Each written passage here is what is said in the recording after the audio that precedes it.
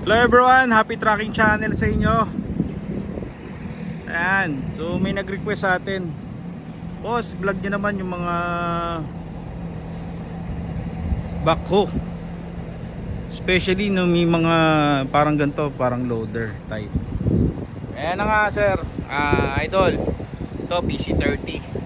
Ayan, PC30 halos hindi man ganun nagamit, no?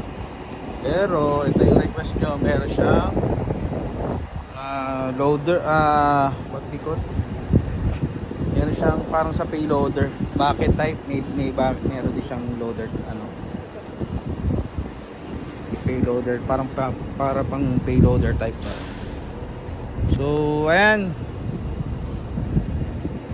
PC30. So wala tayong masyadong specification na dito, no? Pero tignan natin kung anong dash nito, kasi may mga dash din and brand. Ito Komatsu. Yan, halos brand new pa, no? Makikita ba natin dito kung ilan na yung running? Ayan yung running. Tingnan natin sa kabila.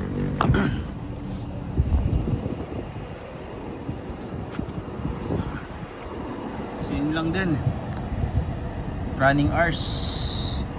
Hindi natin makikita yung running hours.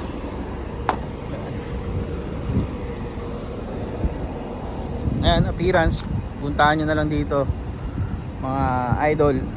Pero PC30, especially kay Sir Joseph. Sir Joseph, ayan, ito, baka ito yung hinahanap mo, pang subdivision, construction. Ayan, ito medyo malalaki na to, mga Komatsu. Mga presyo nito, ako pagkakalam ko guys, no, pag sa mga maliliit kasi ang alam ko nasa 700 eh, 700k lang.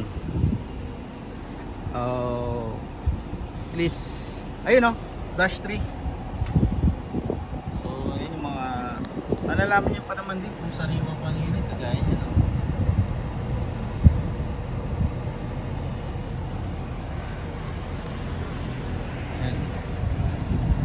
Wale, tarong pa rin natin guys to. Ipaalam ko sa inyo. Meron din dito PC56. Yan.